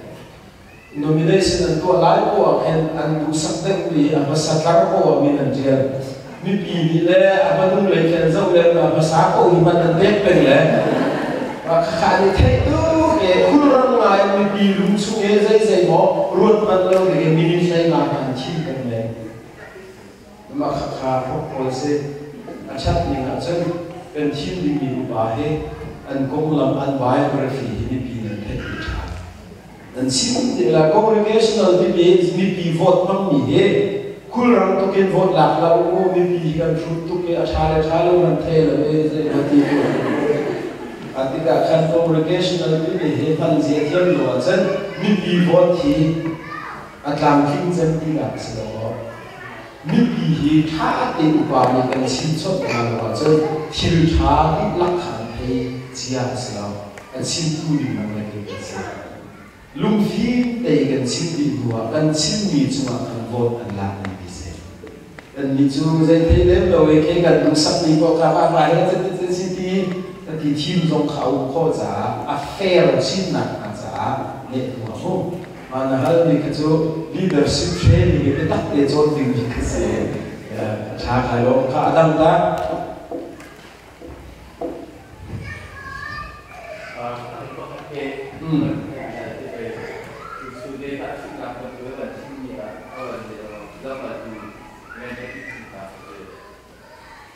thiên khao abang tu kita akan Tuhan. Bible tersebut trong chuyện này có thể là thì anh vẫn đi thì anh vẫn sẽ có ai lâu đi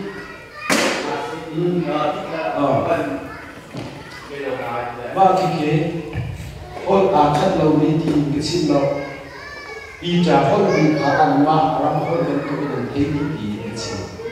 dù bài đầu xin mình cái gì khá bị trả hôn khá bài đầu cái chân hôn phun đam là hôn cái các khá hôn hết lâu đi gần lên thì sẽ dây xét đã đi vào chỗ như là hay về lâu phun đam nó mãi hôn sẽ đâu là chú ở hôn bị khá ăn mà hôn đam là thấy đi bị sẽ đâu là vì bậc khác đi hôn thế lâu chú cái mà giống như cái này đi kalau hôn cái thiêm ra hôn cái thiêm lại hôn cái thiêm lại hôn đam thiêm ruột YouTube giống là cũng mà khác chú số đi bác sĩ bây giờ thì chúng hôn đam bị thiêm hôn thế lâu sau thì đi xe chúng có lên chú ý hôn đam thiêm sẽ đam chân đi India và sau hôn số cũng được đi thiêm này thiêm khảo này đó tại vì miệng không giờ chân thiêm khảo đi ở bên đi lắc sòng xin đi khá hôn đam bị thiêm nặng đi về sau Paul bị hình hôn thế lâu thì các băng tốn xin ai nên mà lên bắt thiền lắc cái chốn nhạc xe nên bố cầm nhà đi thét việc lớn tí trả mình hôn hình đuôi hôn miran hôn cũng xin ai bắt thiền lẽ thảo lấy mình hả cái này không có hàng chốt nào à xí khi mà hả bây giờ thì chân hôn bị bà hôn thà bố cầm này khi thiết việc lớn thiền bây giờ chân thì ban ngày để cần hôn bị chứ là xin lại hun năng tế sự sẽ xin anh chim tâm đừng ngại cái cái thiêm nó dễ dàng để cho cái châu rồi châu mình hà khai tế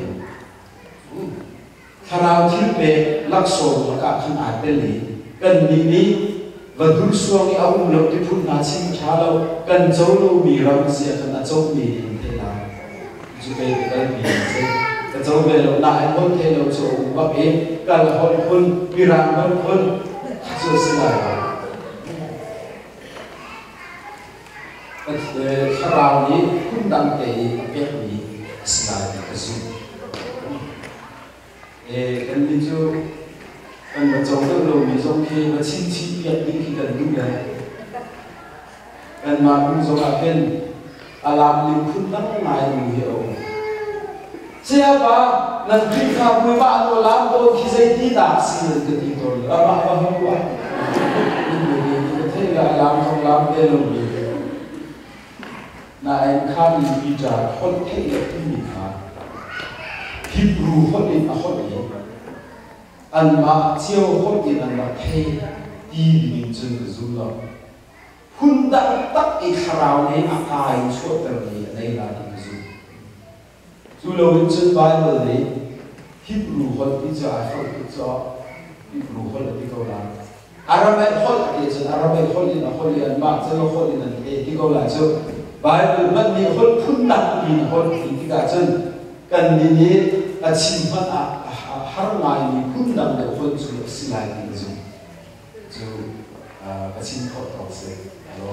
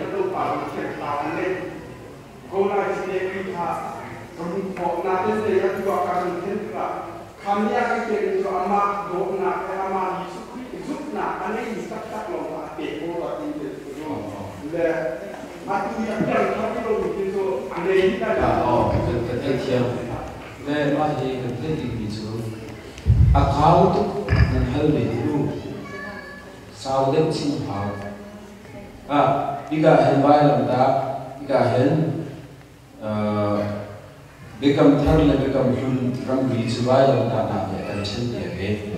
become hun na kan thiam thrau lo mo kan chen tu be zia ika zuma thiam thrau in mai ka thian de ami na chu ke chu au ben asina zai ro ma ben ti ko sni ya hen thiam thrau tu i kan di sia chen bất thiện liên tuân mình ở thân biết đâu Giêsu Christ là sana bất thiện thì vừa lấy biết cái là hình van chung thôi ông mỹ bà bất thiện xin là vừa lấy biết cái Giêsu Christ ra để lại điều chi su viên su vẫn tu cái liên là tuân liều zo ở thân tiêm khảo một tuân đó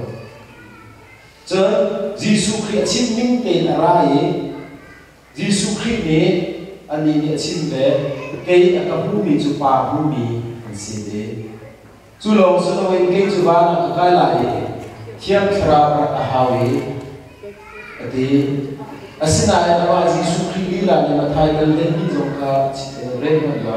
ko chiam ko tho la hen pathian khra wi ka ho ka thol ko chu e pathian khra le thiam khra wi a la no nam vai pakhat de zai ro ma da ba hi chu chu a gen ti sia chu kha pathian ni minung vale a pe ke a hin dispensation di in pathian zan chen ning hiao chu a zan chen ning a bekam hu ne pathian ni vale ni a pe ke ning le Giêsu Christ chan ni vale a pe ke ning le Giêsu Christ thi ni vale a pe ke ning a khan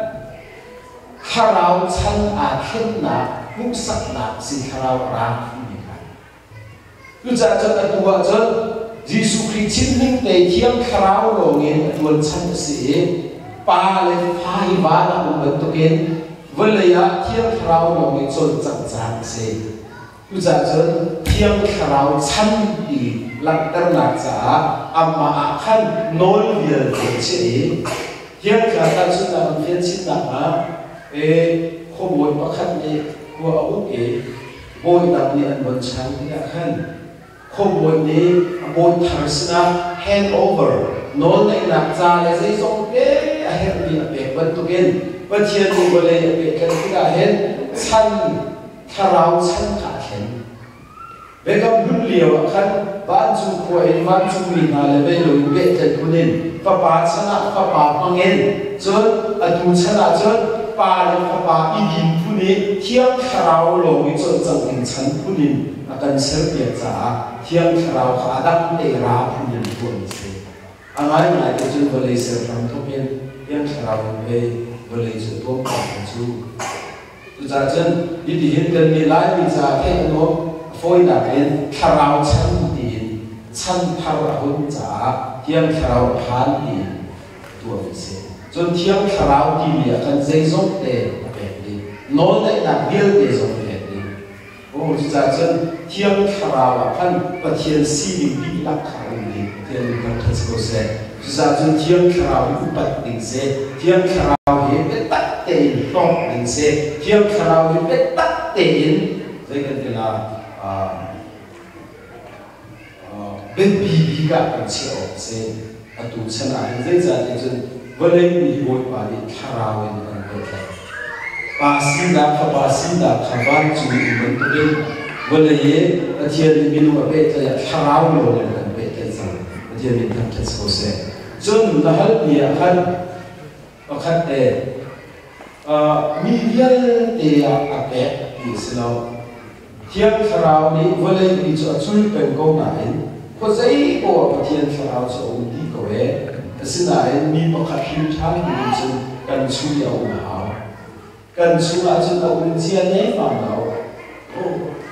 thiên khảo thì mi một khát chui để giao cần chui ở ông chân nấy vào đâu chân thì cần thấy lý là hết bị chỗ đã chúng ta làm mi một khát zoom lâu đủ khi thiên khảo ở chui ở thiên phá xin đã xíu đi mi cả anh ấy lại rồi xin lại dây thì giá có buôn bán ở trong tiền của mà dù ở vật chốt là cả khăn chú á phim chán đi khảo với tụi nó bé cái đi nào sao xin lại khảo đi cho số cái của mà thì mình không thể có sẽ dù ở vật số bị ở chốt cả chú á có tiền nằm lên cái phim chán đi khảo tiếng khảo là cần dễ chịu của những ông tiền chú xin lại rồi xin lại phim chán nó xin cho á tiếng khảo đi chuẩn bị chịu thì chúng ta làm xin lại ai giúp lo mà xin cái chỗ là hiện khảo chính xác là cái giúp làm lo mà bé sẽ giúp lo mình không có xin cái gì cần giúp lo mà xin là cần giúp đấy xin lại giúp lo mình có giống cái hiện khảo nên chúng chọn cái câu này anh chúng ta biết luôn cái câu giúp lo tụ có giống thế xin tôi có thiên khảo này số tôi có service hàng mang cái số và là thiên rivier để mang cái bồi bàn hiện rivier để bắt thiên là mình bị số cầu na anh chú thì bắt thiên phá cần xin là cái thiên khảo cần châu đi cũng chú xin là ra bỏ anh bị bị bỏ giờ mà hiện tại hơn về cái pin này thì này xin lỗi lại tục xuân này nó thành vấn luận này đấy xin đừng bị tốt để dây cái là sẵn sàng ăn đơn giản cần chán cần nấu bữa bên ở tháp của là cứ dán giả chung đủ và thiên địa cho đi công ty ông rồi đấy ôn vẫn đi họ làm cái điều cần thấy làm cái điều cần xin là chú liệu ấy thấy đi phun ra cũng làm sự xuân này xin họ quên được đi là thôi ông xin mình là ra khá tục lệ bên dưới xin ông sẽ ăn xin thế thì chưa mà chúng tôi họ ta ham du pháp của bà đi cái bên dưới xin là ra khá ông đã ăn xin cái cho xin thế thì chúng ta ăn chơi bên đây của bà đi asirwa đi tất xin mà chúng ta cần gì tất mình thấy bị rong để mình thấy đi nè bằng lối cái chuyện mình thấy bị lọt sự thế là và cần phạt những số bạn còn thấy cần đi thế này dùng ra cần thấy phong là này mà hết cái việc chất là cái cần giải hết tổ cái ngôi bàn cần thấy cần alo mình đi làm sao ngôi bàn cho một số để có sẽ